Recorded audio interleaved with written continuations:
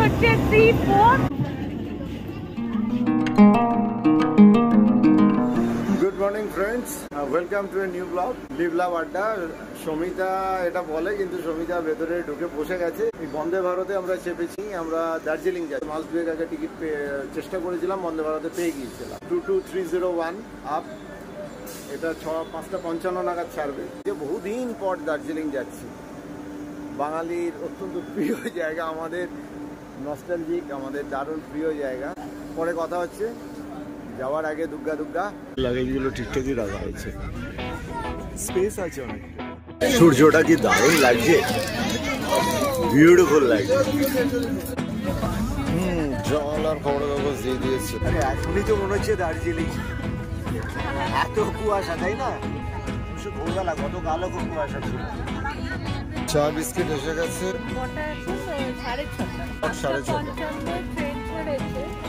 6:30 দিয়ে গেল। তার আগে জল আর খবরের কাগজ গুলো দিয়ে গেছে। 3/2টা একটু কনজেস্ট। চা ঠান্ডা হয়ে যাওয়ার আগে চাটা করে খেয়ে নি। বাইরে কুয়াশা দেখছি, কুয়াশা দেখতে দেখতে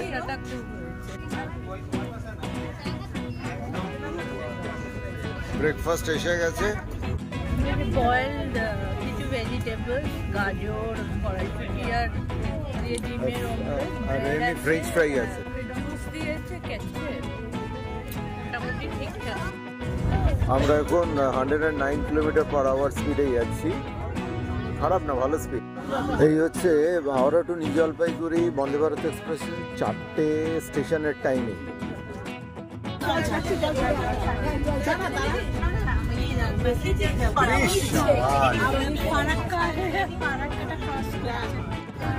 এর আগে যতবারই দার্জিলিং গেছি নাইট জার্নিতে, যার জন্য ফারাক্কা জাস্ট ক্রস করে গেছে, হুশ আওয়াজ হয়েছে, আর কিছু দেখতে পারিনি অন্ধকারে। কিন্তু এবারের এই ডে জার্নিতে এটাই বিউটি। শান্তিনিকেতনে 6 মিনিট লেট হলেও মালদায় কিন্তু এটাকে মেকআপ দিয়ে কারেক্ট টাইম করে দিয়েছে। আমরা প্রায় নিউ জলপাইগুড়ি পৌঁছে গেছি, তাই না? ঠিক আছে, এক্সাইটেড। হ্যাঁ, নেমে পড়েছি। দেখি, ঠিক আছে। অসুবিধা হচ্ছে, পিঠের ব্যাগটা নেবো। আরে লাভলি, হোয়াট এ স্পিরিট। বেশ ভারী ব্যাগ।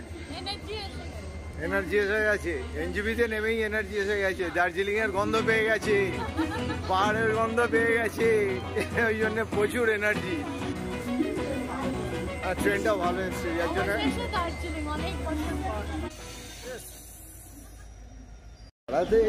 বেরোলেই একটা এনার্জি পাওয়া যায়, বলো? এটা একটা অদ্ভুত ব্যাপার, কোনো ক্লান্তি কিচ্ছু লাগে না। এই আমাদের সবার প্রিয় এনজেপি জংশন, এখানে নামলেই মনটা ভালো হয়ে যায়। কেননা সব কটা সুন্দর পাহাড়ের সব কটা ডেস্টিনেশন এখান থেকেই যেতে হবে নর্থ বেঙ্গলে। বিউটিফুল। আর এটার একটা আলাদা গুরুত্ব আছে এই ইঞ্জিনের। এসেছে গাড়ি আমাদের। হ্যাঁ হ্যাঁ, দার্জিলিং নামেই একটা মাদকতা আছে, আর সেটাই রাস্তা থেকেই শুরু হয়ে যায়।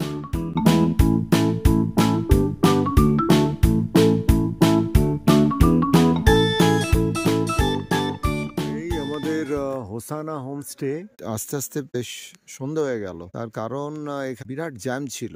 এই পুরো বাগান যেটা আছে আস্তে আস্তে স্টেপ বাই স্টেপ নিচে নেমে গেছে। পুরো বাগানটা মানে পাহাড়ের এই যে ছোট্ট একটা টিলার মতো, এটা পুরোটাই এদেরই। এটা কাল সকালবেলা আমরা ঘুরবো, পাশে একটা বোধহয় ঝর্ণা না কিসের একটা আওয়াজ হচ্ছে। এখন এবার একটু ফ্রেশ হয়ে খেতে টেতে যাবো, আবার কালকে দেখা। দেখেছো আমাদের ব্যালকনি থেকে রাতের পাহাড়ের ভিউটা?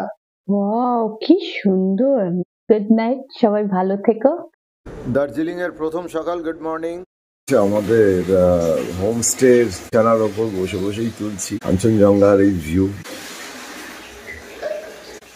বেশ ভালো। হোমস্টের ঘরগুলোর এই পুরো উডেন ইনসুলেশন করা আছে, হট কেটলের ব্যবস্থা করা আছে, একটা ডাবল বেড, একটা সিঙ্গেল বেড, আর এদিকে বিরাট বড় জানলা, যেটা কাঞ্চনজঙ্ঘা ফেসিং জানলা। ঘরটা খুবই সুন্দর ঘর। টয়লেটটা ঠিক আছে, গিজার ফিজার সব ঠিক আছে। এখানে টয়লেটটা একটু লম্বাটে টাইপের, স্পেস আছে মোটামুটি।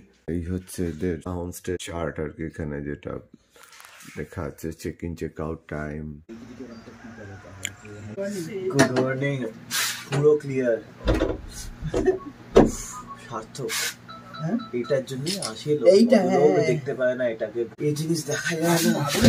আজকে যেন বেশি সুন্দর লাগছে না? অদ্ভুত সুন্দর লাগছে। এই দেখা যাচ্ছে পুরো কাঞ্চনজঙ্ঘাটা, এবং সেটা আমাদের এই হোমস্টের একদম যে ব্যালকনি থেকেই দেখা যাচ্ছে। ফুল structure of sleeping Buddha.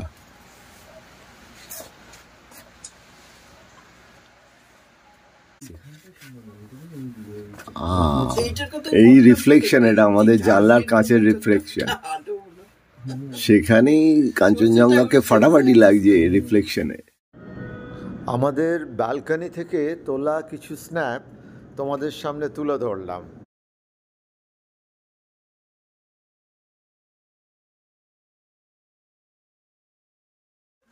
Good morning friends. Good morning. আজকে ডে 1, কাল ট্রেন থেকে নেমেছি, তো আজকে ডে 2ও ধরা যেতে পারে। ওয়েলকাম টু লিভ লাভ আড্ডা। আর আজকে আমরা যাচ্ছি হোমস্টেটা থেকে এই গঙ্গা মাইয়া পার্ক বলে একটা পার্ক আছে, ওটা হেঁটে 2 কিলোমিটার মতো, পাশ দিয়ে একটা রাস্তা আছে হোমস্টে থেকে। হোমস্টেতে উঠেছি, যেটা একটু দার্জিলিং থেকে একটু অফবিট ডেস্টিনেশনে, মানে দার্জিলিং কাছেই বাট একটু দূরত্ব আছে। তো সেখান থেকে আমরা যাচ্ছি এখন ওই পার্কটাতে, গঙ্গা মায়া পার্ক। ওখান থেকে রক গার্ডেনটাও মোটামুটি রক গার্ডেনটা ওয়াকিং। তো ওখান থেকে আরো 4 কিলোমিটার হচ্ছে রক গার্ডেন, যেটা দার্জিলিং থেকে একটা ট্যুর করতে হয় আর কি। সেটা এখানে একদম কাছে রক গার্ডেনটা। হ্যাঁ, তো সেটা আর পাশেই আছে, পরে আবার যাবো, সেটা হচ্ছে ঋষিহাট টি গার্ডেন। দেখি চলো কতটা কি এরপর কভারেজ করতে পারে। এখন তো হেঁটে হেঁটে এক এক করে দেখাবো। হ্যাঁ হ্যাঁ হ্যাঁ, কিন্তু জায়গাটা বেশ ভালো লাগছে, একদম ফাঁকা। আমরাই, আর কোনো ফ্যামিলি নেই এখানে, মানে হোমস্টেটাতে। হোমস্টেটা। আর এই পাহাড়টাতেও আর কোনো হোটেল নেই, কোনো হোমস্টে নেই, কোনো কিচ্ছু নেই। একটা দুটো হচ্ছে ওই এখানকার লোকাল লোকের একটা দুটো বাড়ি, ছোট্ট একটা দোকান, মানে পারফেক্ট যাকে বলে পাহাড়ি গ্রাম, একদম ছোট্ট পাহাড়ি গ্রাম। একটু নিরালা সেরিন প্লেস পছন্দ করে তাদের খুব ভালো লাগবে।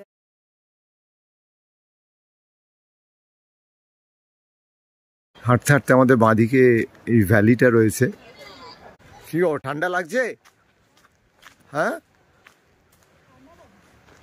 হ্যাঁ, কানটা ঢাকা দিয়ে দিয়েছো, ব্যাস ঠিক আছে।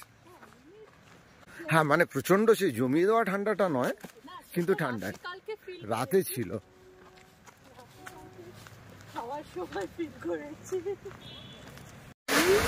এই আমাদের গঙ্গামায়া পার্ক যাবার পথে এই ঝর্ণাটা পাচ্ছি, কি দারুণ। এইটার সাউন্ডটাই আমরা উপরে যে আমাদের যে গেস্ট হাউসটা আছে, হোমস্টেটা, ওইখান থেকেই শুনতে পাচ্ছিলাম রাত্রিবেলা। এই লোহার গেটটার কথাই বলছিল, এটা খোলা আছে পার্কের।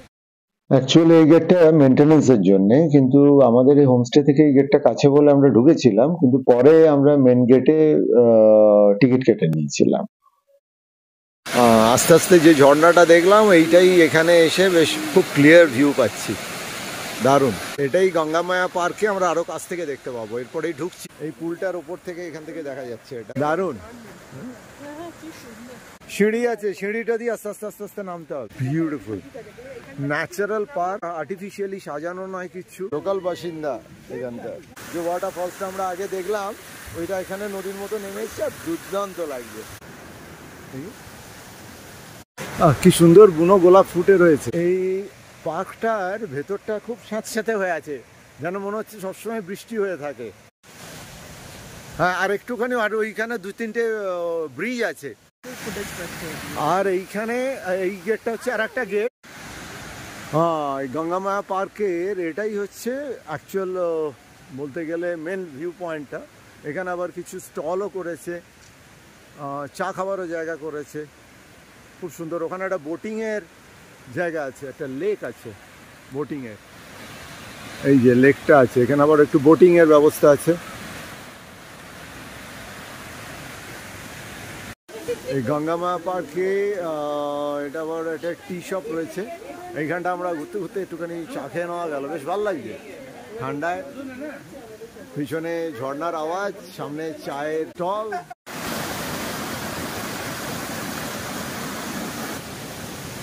The Darjeeling traditional dress এখানে ভাড়া করে 50 রুপিস পার হেড।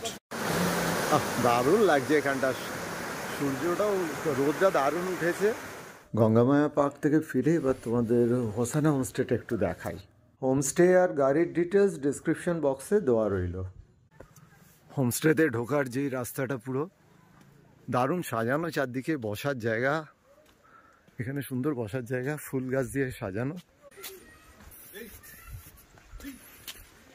ওয়াও, কি দারুণ লাগছে।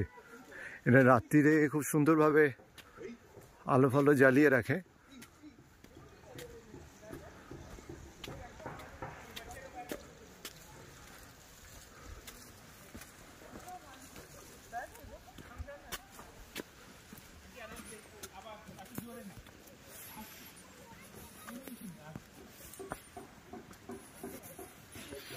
হ্যাঁ, এখানে আবার মাঝখানে একটু বসার জায়গা রেখেছে, লাভলি।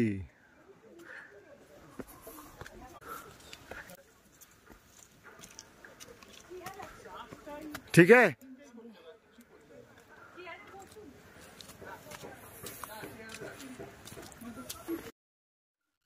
এই ছোট্ট পাহাড়টার টপে এই হোমস্টেটা কি সুন্দর দেখতে লাগছে, দেখো।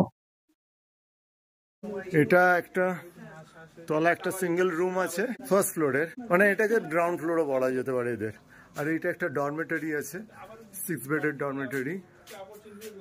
আর এইটা হচ্ছে ওদের কিচেন। এখানে খুব সুন্দর রান্না হয়, কালকে আমরা খুব ভালো খেয়েছি, আজকে ব্রেকফাস্টও খুব ভালো হয়েছে। This is kitchen. পরে আমরা কিচেনে একসঙ্গে যাব আমার ওয়াইফকে নিয়ে ভেতরে। এই গ্রাউন্ড ফ্লোর থেকে এটা ভিউ, এখান থেকে এই সোজা জায়গাটা এখন ঢাকা পড়ে রয়েছে, কাঞ্চনজঙ্ঘাটা খুব ফুল ক্লিয়ার ভিউ থাকে, আমরা যে সকালে দেখেছি যেটা। আর এইখান দিয়ে ফার্স্ট ফ্লোরে ওঠার ওয়াচ টাওয়ার আছে এখানে, এদের নিজেদেরই, এই হোমস্টেরই একটা ওয়াচ টাওয়ার। আর এটা টোটাল একটা ম্যাপ করা আছে এখান থেকে, হোমস্টে থেকে কি কি কি কি দেখা যেতে পারে। এটা ছবি তোলা আছে, আমার এতে দিয়ে দেবো ব্লগে। ফার্স্ট ফ্লোরটা জাস্ট ফাটাফাটি ভিউ, টোটাল ভিউ।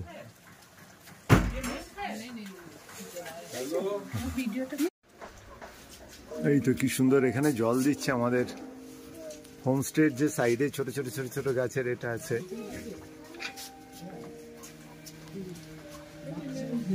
आपका नाम क्या है? बीना। बीना? बीना रानी। बीना रानी, अच्छा अच्छा। आप यहाँ पे रोज रोज सुबह पानी देते हैं? अच्छा, बहुत बढ़िया, इसीलिए इतना अच्छा लग रहा है सब। এই হোসানা হোমস্টের লোকেশনটা জাস্ট অসাধারণ। আর চারদিকে এত সুন্দর এই গার্ডেন, ন্যাচারাল, যে এই একটা ছোট্ট হিল টপের ওপরেই এই হোমস্টে।